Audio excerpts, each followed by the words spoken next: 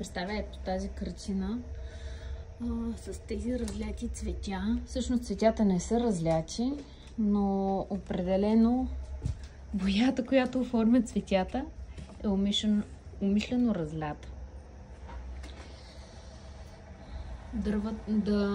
Рамката е в състарено злато. Цветовете са мистични. Жълтите лалета са като светлина в тунела. Не знам дали разпознавате и люляците.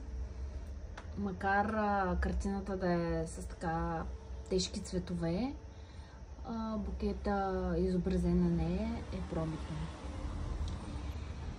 И в тази картина, тя може би, ако погледнеш така по-отдалече, виждаш формите.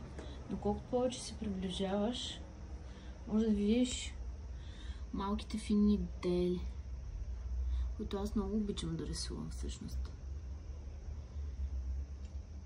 И на всяка моя картина отдолу оставяме на ръча Алица Чакърова.